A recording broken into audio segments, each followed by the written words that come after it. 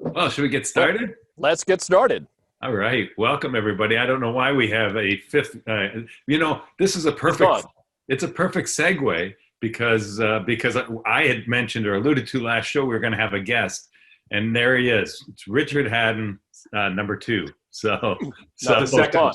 That is our guest. Check him out. You think he's gone, but we can still see him. Can you still see him? Yes, we can.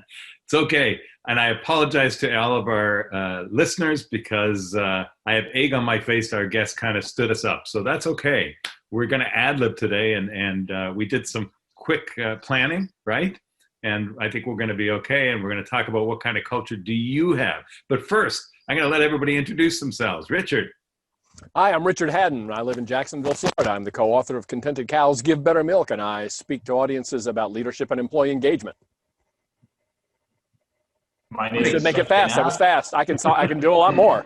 We were so amazed. that's Michael.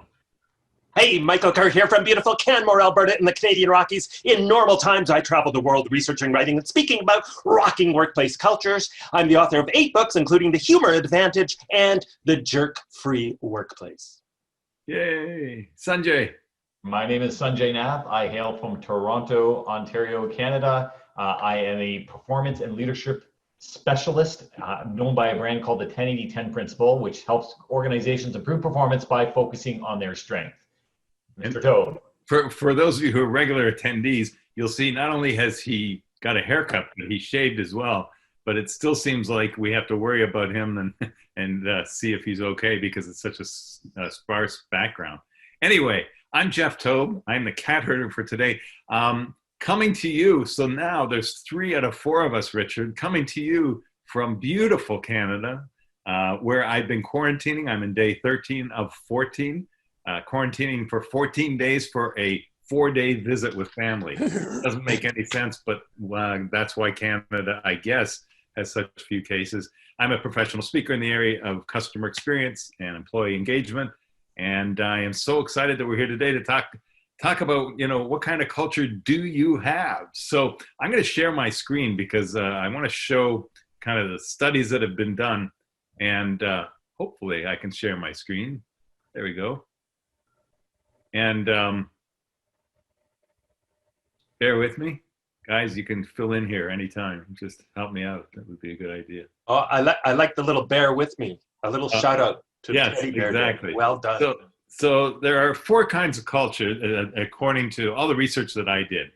And the first one is what we call clan culture. Clan culture. What is it, guys? It's about family. If you hear people say that, we're all about family. What else comes to mind? I believe the term is kumbaya. Exactly. I think that's what they sing, right? It's an indication. It's also called, by the way, a collaborative culture. I made some notes. If you see me, I am cheating. So, but the emphasis is on teamwork, on togetherness, kind of a friendly environment, relationship, morale, participation, and managers are looked at as mentors, not as specifically as leaders or by their titles. Well, or Jeff, I would would say coaches too, right? Managers are known as coaches in those coaches. Yeah, often. exactly. So, guys, what are the pros and cons of this kind of culture? Well, I would think people are generally, if they like that culture, they're generally happier in that there's more communication. Yeah. They tend to be, these are the kind of cultures that I tend to focus on in my research because they tend to embrace a lot of humor, a lot of fun in them. They work intentionally to engage employees. They work intentionally to get feedback from employees, and they tend to be very non-hierarchical. So there's a sense of ownership, I think, from everyone, a sense of belonging. You practiced saying that, didn't you? Sorry. Job satisfaction. Sorry, I interrupted. Go ahead. Huge job satisfaction. People enjoy it. They look forward to going to work. They're part of the team. It's extended family. That kind of language. Hence my kumbaya kind of joke. Yeah. But people legitimately like to be part of this. The yes, but is that all four that we're going to discuss, there are pros and cons. I mean, one is not necessarily better. It may be better for a certain organization, but it's not always better. So what in fact, not only better for a certain organization, but for a certain organization at a certain time. Right. Because at one point, given what's going on in the world or within the marketplace, one works really well and then they have to migrate to another. Like one of the big downfalls of the clan is there can be horribly inefficient. Right. So if you're deciding, I actually was part of an organization years ago. I was during the .com, I was part of a startup. We were an e-learning company. And I remember sitting down one day where the four principal owners sat down and we had a 3-hour meeting deciding what our emails should be. Should they be Sunjay at company name? Should they be Nath at company name? Should it be Sunjay Nath at company name? And so that's a very collaborative thing, but it can be really, really inefficient. Yeah. For me, one of the downsides I think of with this, and I'm going to admit my bias. This is my favorite kind of culture to work towards, as long as you do it right. I think the danger becomes when you create that almost cult-like feeling, that kind of culture that would get parodied in a sitcom about a company in Silicon Valley where it goes to such ridiculous extremes, and they aren't, as Sunjay said, always necessarily focused on efficiency, effectiveness, or results. Yeah. And one of the I think one of the problems with this is if you need to get rid of somebody, it makes it really difficult. And we probably keep people who are poor performers longer than is the best thing to do for the organization. We're talking about an awful lot of downsides to this but I think there's some really positives as well. Communication is better. And, if you believe that contented cows give better milk, there's probably a higher proportion of contented cows in an organization like this than you might find in one or two of the other types. Yeah, and I think you have to be careful. You can have both. You can have, I write about organizations all the time that have this kind of culture, but they still have incredibly high expectations that they expect their employees to live up to. And they do fire employees that are bad performers or who don't contribute to the culture in a positive way. They hold them incredibly accountable. So those two aren't necessarily at odds with each other. Yeah, by the way, the 90%, I'll get a word in here yet. The 90%, you guys are on fire today. It's great. I was going to say that what I failed to mention is the studies say that 90% of organizations worldwide fall into these four culture types, but most are a blend. So I forgot to mention right at the beginning, then I know we all agree that every organization is a blend. I don't think organizations are 100% clan, and if they are, these are the cons. So they have a dominant culture, right? And that's kind of what we're saying is. And by the way, around the piece of efficiency and performance, to piggyback off Mike, one of the things is, even though they may not be as efficient, it doesn't mean that they don't get their stuff done, because people are so dedicated. What they may take them 20% longer to do, they're willing to put in the time because they're committed to the organization. Whereas a very streamlined, efficient organization says, "Oh, they pay me from 9 to 5, so I'll only do 9 to 5." So not taking away saying they're not efficient, or sorry, not they're not efficient, because they generally are not as efficient, but it doesn't mean that they're not as productive. Right. Yeah. All right, let's go on to number 2, and a little bit of homework for our listeners as well. After this, I'm going to ask you to tell us what your blend is in your organization, or what you think of the four different types, which one you think your organization falls into. So the second one is what we call adhocracy, which of course has its roots in ad hoc. And so that should tell you a little bit. Adhocracy is it moves fast. It's all about breaking things. That's what I wrote down. It really is. It's about it's popular with startups. I mean, that's where we would automatically think. It's also referred to as the create culture. So they're entrepreneurial. They're encouraged to create all the time, risk-taking, off-the-wall ideas. We think of them as innovative and kind of growth-oriented. So pros and cons, guys. Well, I'll dive in. I think obviously a pro is that, as you said, Jeff, they're really good for startups.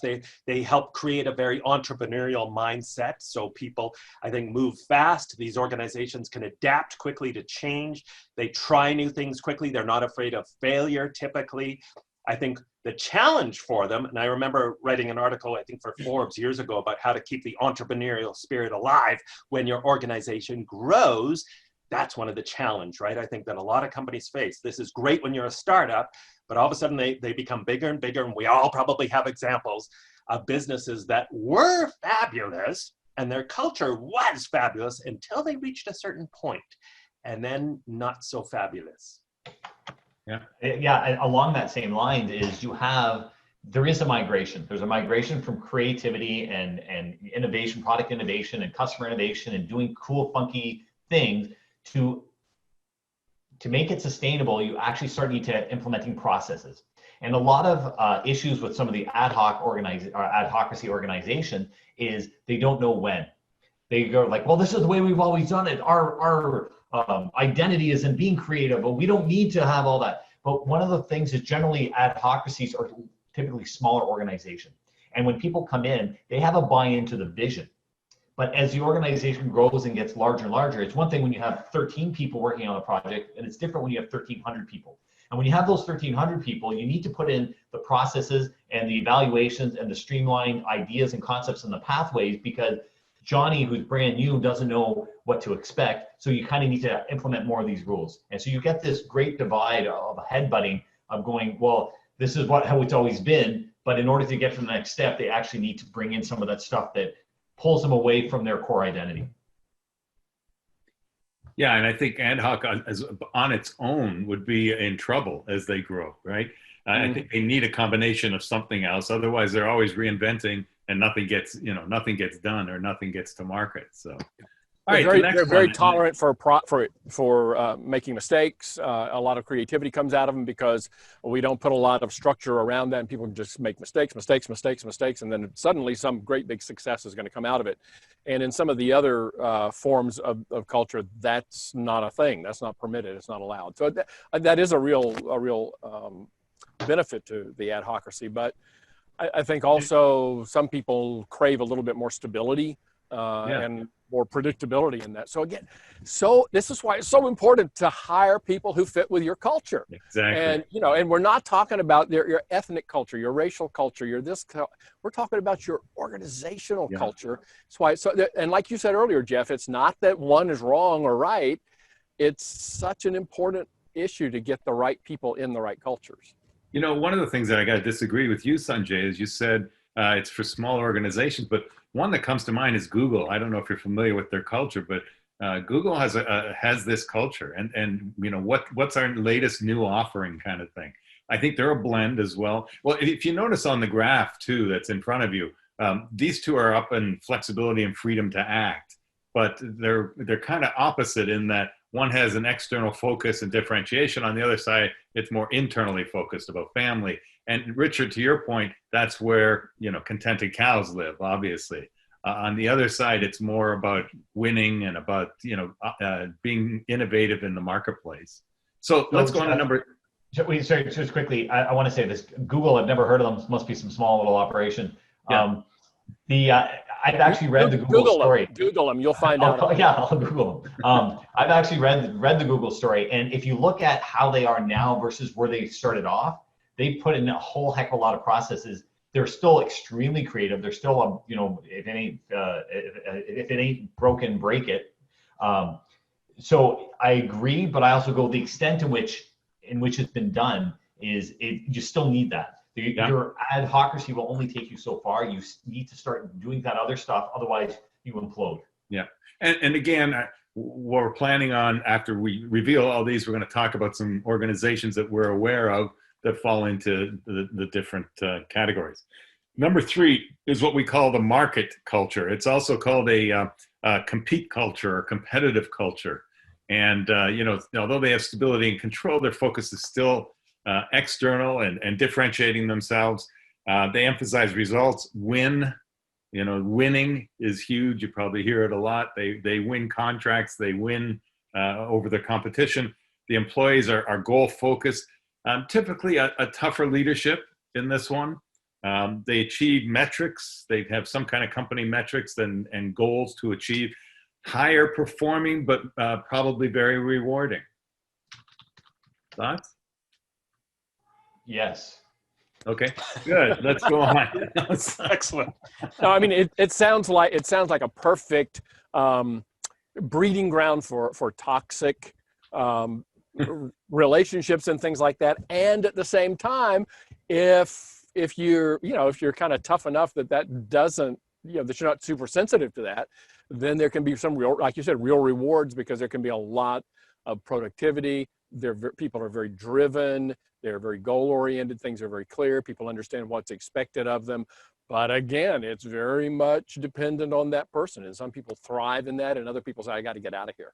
Yeah, my focus is on working with, my biggest focus anyway, and what I do is working with project managers. Yeah. So when we say organization, I sometimes think it's not the entire company. Yeah, it's just the project team. My team, right? And Yeah. so if I'm a project manager, this is where we need to be, because we're all about budget, scope, and time, right? Yeah. And Well, so, that's a good point, Jeff. And we've all probably experienced this working with organizations where the cultures sometimes can vary a lot from team to team, from department to department. And depending on the nature of your department, you may want to have a culture that is more focused in one of these areas. Yeah. The other thing too, I would say this is a very traditional culture, business culture. This is, the old school way of thinking. And even if now, I mean, obviously it still exists, but it's in, I don't know a better way of saying it, it's in the less sexy industries. So, when you think of innovation in tech, you don't think of this, but if you think of like utilities or more traditional, not as sexy, we sell refined sugar. You're more likely to find this type of an organization. Yeah, I think a danger here too, right, is that is becoming a market-dominated culture at the expense of a clan culture, where winning becomes winning at all costs, and you lose sight of the importance of your culture, the importance of employee engagement and doing what's right for your employees, because it becomes such a hyper-competitive kind of environment. and yet, so you see them as opposite, and I see that there could be a blend of those two. Oh, for sure, I can see we're all blend, about winning, and if we get the team together and feel like family, then it's that we can get out there and conquer the competition, kind of thing. So, but I guess that's the philosophy. Is the philosophy, let's work together and hold each other up, arm in arm, and walk through this, or is it let's pit each other against one another to get to that level? And I'm being sort of extreme when I say that, but the market one is more about competition than it is about collaboration. Yeah. All right, last one is hierarchy, also known as control culture, also known as government. No, sorry. Yeah. Right. Very obviously, very structured process, procedures versus free thinking. Leaders run just well-oiled machines, right? We know these. Or not, but they're about machines. Yeah. They're about stability, results. They have reliable delivery. I say government organizations, but military, highly regulated companies would have to, do this. And they do things by the book. There's just no guesswork. I think we know the negatives. What are the positives? It's efficient. It's extremely efficient. You don't question authority. You just do it. By the way, it's kind of interesting is I look at the four, and it just jumped into my head now. It's very demographic. So hierarchy is your traditional, your veterans. Your market is your boomers. Your clan is your your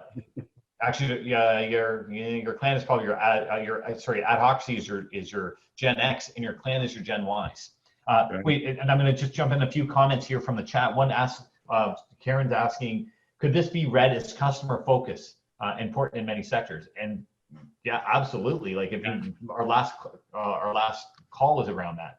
Yeah, by the way, I use these when talking about customer experience, that they are for market types as well. If you're selling B2B, not B2C. And so if your offering is B2B, you can use these, like you say, generational. There's so many uses of these as well. Sorry, I got another comment here from Kelly. Hi, Kelly. Her question is, if we were typically one type of a culture, say clan pre-COVID, but then after we need to push, how do we launch the shift? Which is a great question. Yeah. Anyone want to You know, I think I'm going to just jump in. I think the key is to know where you are and then know where you want to be. And I know that sounds silly, but that's a starting point, right? Where are we now? And I mean today, not where were we. I hate the rearview mirror. That's why it's so small, I think. And not where were we pre-COVID, but where are we today and where do we want to be? So I don't know if you all agree with me, but I think this is a changing breed. Culture is a changing, breathing thing. Well, I think it is too, but do you think, I don't know, do you think that culture really changes even in the, after a big event, after something as impactful as COVID? Do you think cultures can really change, or do you think our behavior, our responses to things change? I think our behavior comes from our culture, and maybe what we thought was our culture is now being tested and stressed so much that maybe that really wasn't our culture, and now this is what we're seeing. I just don't see culture as changing on a dime. I know it grows and it evolves and so forth, but I don't know that even something as big as COVID can change our culture. I disagree, Richard. I agree that it cannot change on a dime, but I've seen a lot of examples of cultures changing pretty dramatically and pretty fast with some of the companies I've researched, 6 months, a year. So certainly not overnight, but if you really work at it, and I think events like COVID, in fact, I was encouraged to see a survey a couple of weeks ago that suggested that something like 43% of respondents said their culture had improved since the start of the pandemic. And that's very, very. I also think it's a chicken and egg thing, right? Our culture is affects our behavior affects our cultures, and it's a big roundabout. And I also think that changes can happen very quickly, but typically I find that the negative changes happen quicker than the positive changes. So it's like a stair step up, but it's a dropping off a cliff. Usually, but not necessarily always true. So to add to Jeff, what Jeff was saying is, yeah, I think that recognizing where you are, recognizing where you want to be, the articulation of that, or even just expressing it or having discussions around it, gives people an indicator of the aspirations of the organization. So if we say, we were like, hey, we used to be clan, and now all of a sudden we have to be adhocracy to play in that world, just like identifying, going, this is where we are now, and we recognize we need to be here because of external circumstances, but it's still our goal to get there. So even when we're doing an intake process or a hiring process, we kind of explain to people that this is where we are now, this is where we're hoping to get, and we want to make sure you're fit for that. All right, before we go any further, I'm going to ask our listeners to type in the chat box, what is your culture now? I mean, is it, and what if it's a couple of combinations like we are clan and market, put that in. I'd like to know from our attendees what they think. And Sunjay, help me out because I can't see the chat. All right, Christy Lynn is saying clan. Okay. You know what I'm going to guess? So I'm going to guess, just given the fact that people are on this call, we're going to have an overwhelming number of clans. Yeah. Hierarchy hoping to move on to clan and market, clan and ad hoc. Clan and hierarchy, we're a government agency. But even the fact that, a government to have a clan is really cool. Oh, I work in a sales company, we're a mix of clan and ad hoc. Clan hierarchy, slowly evolving to clan, but in competitive market. So we aren't doing very well. Clan and ad hoc. Clan feels like a mix of all. I want to actually go back to Karen's thing saying clan, but in a competitive market. So we're not doing very well. That to me is huge, right? This is what we keep talking about. Culture is not right or wrong. It's all about culture fit. So you can be part of an organization and everyone thinks, oh, clan is great, it's wonderful, but if you're in the wrong market or in the wrong timing or the wrong evolutionary stage within the organization, it doesn't help. Clan mix, our organization is probably hierarchy with a mix of market, but some areas definitely clan creates tension. That sounds confusing. Yes. April says stronger on clan and hierarchy though. So you can also understand why employees are confused as well sometimes about. I was just talking to a client last week, and I asked, because we were going to do this, I just said, there are 4 kinds, and I kind of shared them with him. And I said, what culture is yours? And he said, I don't know. And he's the COO, right? And so when employees don't know what their culture is, then I think or when leaders in the C-suite don't know what their culture is, how are the employees going to know? Exactly. And that's a key red flag, that you do not have a well-defined culture, and that you're probably not being terribly intentional about your culture. If you survey 100 employees and you get 76 different definitions as to what your culture is, I want to suggest you maybe have some work to do in being more intentional about defining your culture. I call it job security for the four of us. So Right, yeah. because they need us. So, all right, we're going to go on and we're going to talk about some examples of this. But before we do, I forgot to mention, we have a huge announcement to make. I'm going to tease everybody with that. After we finish this next segment, we'll make the announcement. I do see another question that says, do cultures develop on their own? Interesting question, too, based on what we were just talking about. I think it's very intentional, I'm personally. But well, I think a culture, I think it should be intentional, but I think a culture develops no matter what. And if it's not intentional, then it's going to kind of come out of the woodwork, and it may not be what everybody wants. Yeah, everybody has a culture. Might not be a good culture. But you have it. I draw a parallel to a garden. If you just leave a chunk of soil out, you're going to get dandelions and weeds. And if you happen to like dandelions and weeds, you're static. So if you just let it purvey as it will, and you happen to be okay with that culture and it fits, great. But if you want it to be intentional, or if you want it to have nice flowers or grow vegetables, then you have to make a very conscious effort to make it so. That's awesome, Sunjay. I'm going to steal that for my next team. I want a nickel for every time you use it. I want you to change your name right now to Analogy Guy, because you do it. No, it's great. It's great. All right, so let's go around and talk about some examples. I had asked you kind of to prepare this, so no surprises to everybody. But Richard, give me an example of an organization. It doesn't have to be a client. You don't have to mention their name if you don't want. And then first of all, do you still need to share your screen? Because I know some people can only see one or the other. Yeah, and by the way, if you put it on gallery view, you'll be able to see us. But I will stop sharing. I just wanted to have this up for people to discuss. Great. This is actually a great improvement for Jeff, because normally he doesn't share. So from a therapy standpoint, we're trying to get him to do it. We've been working with him on that. All right, enough of you. Let me answer it. No, okay, you go ahead. No, I have a couple of examples. Yeah, and one is one, Richard. All right, I'll give you one. One is a kind of a classic clan culture, and it's a company called, and I'm not making this up, the name of the company is Bimbo Bakeries. That's the name of the company. I didn't pick the name. Apparently, it was originally a Mexican company, and Bimbo was a portmanteau of a couple of words. It doesn't mean anything.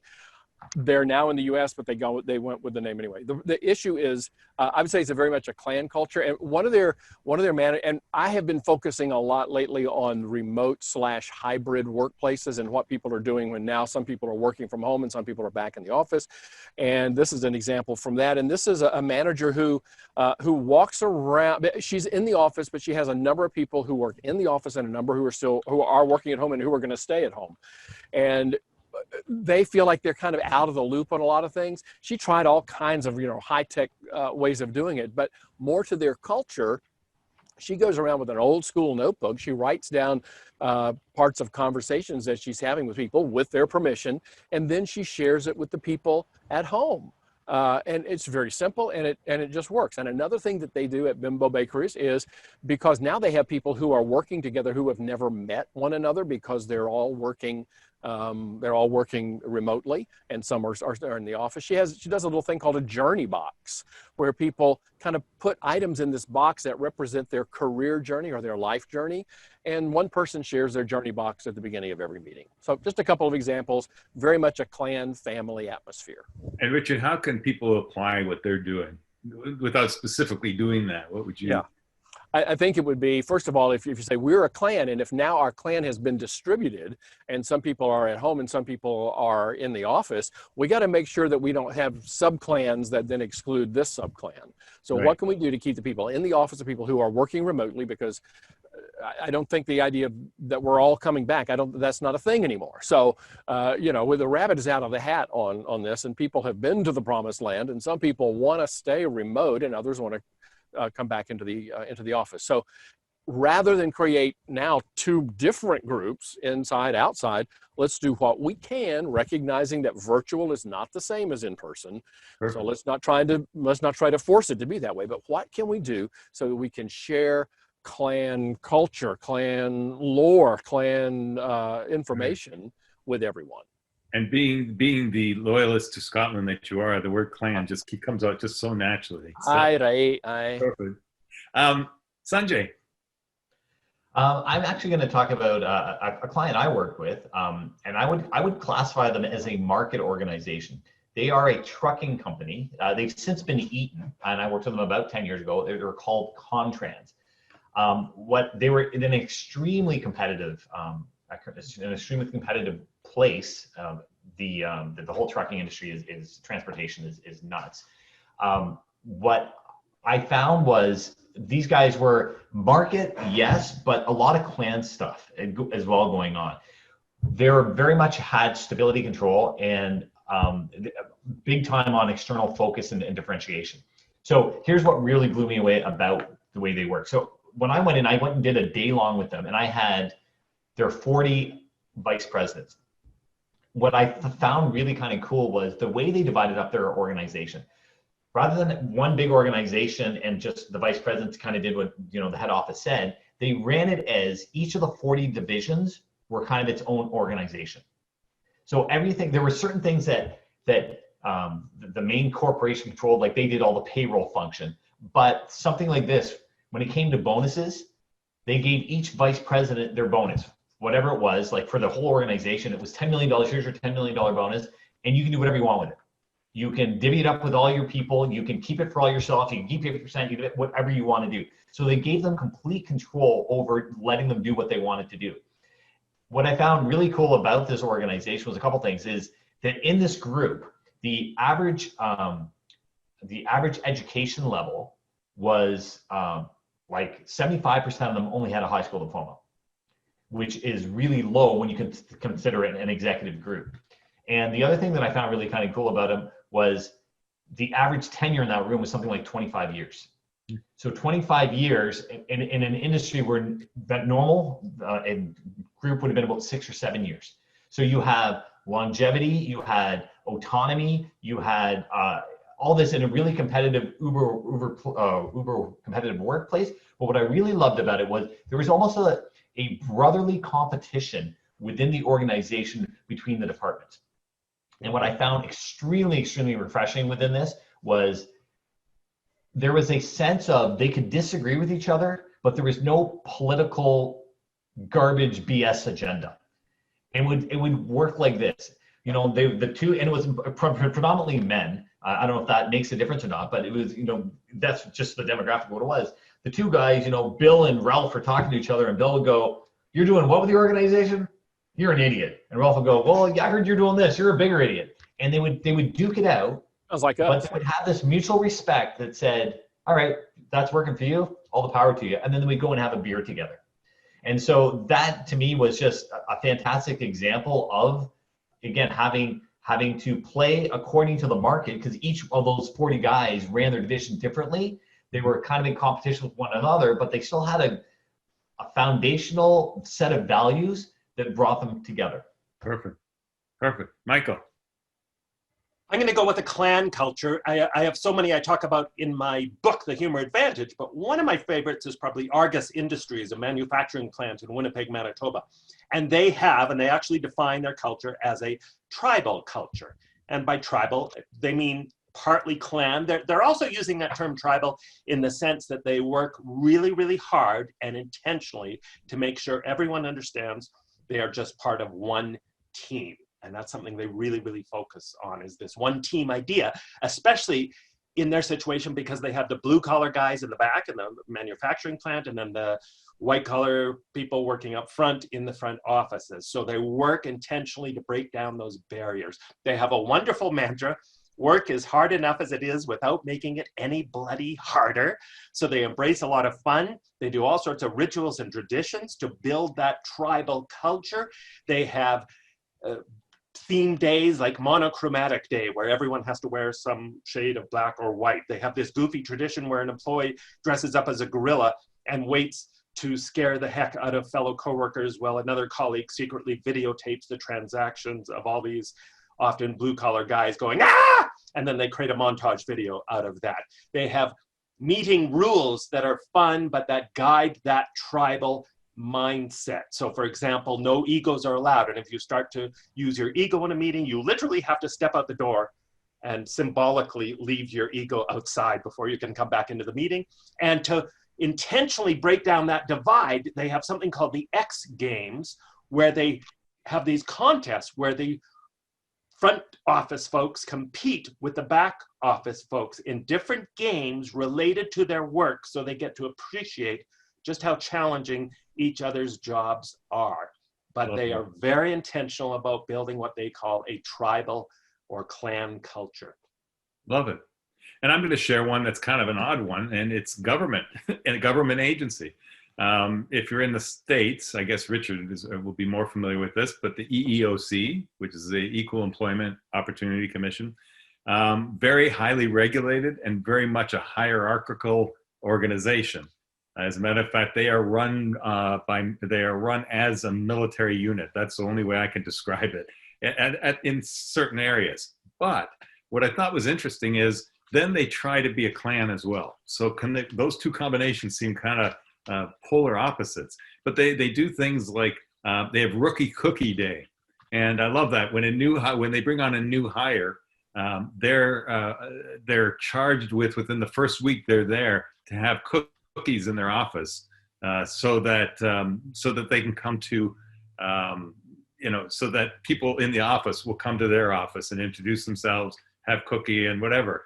And they've gotten so creative. They have Rookie Cookie Day. They have all kinds of things for new hires, because they thought if it starts there, and they're trying to promote that family atmosphere, even though we're so regulated, even though, it is a hierarchical government organization. And it came to mind because I know we've got people that we've talked to on strategy calls, guys who work for the government and feel like they're in a box. But I think that you can bring in portions of all these other cultures. Don't you think? Even though this is the way it is in government, we can kind of bring in these competition. One of you was talking about Sunjay, that's more market, but why not bring in internal competitions as well?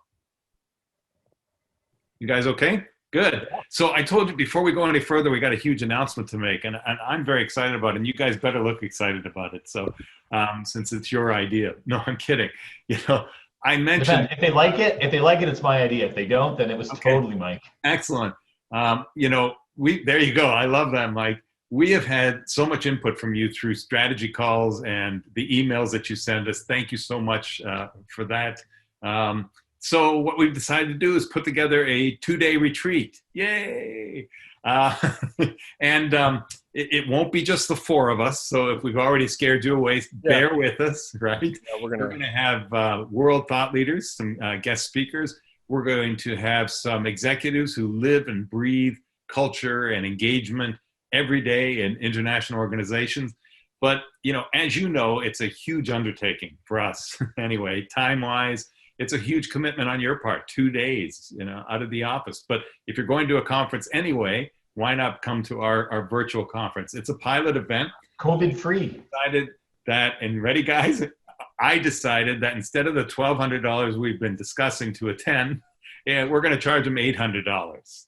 Everybody okay with that? What? It's okay. We take it out of your share. Yeah, it's all out of Mike's share. So it's $800 a person. Tickets will go on sale in the very near future. Watch your email for that. We're going to send a separate email of invitation. What else did I write down? Oh, we're also going to do something very interesting. On every show from now until, did I mention the date? The dates are January 21st and 22nd. Mark your calendar. And every show from now through January 21st and 22nd, we're going to pull one name from those people who have already registered.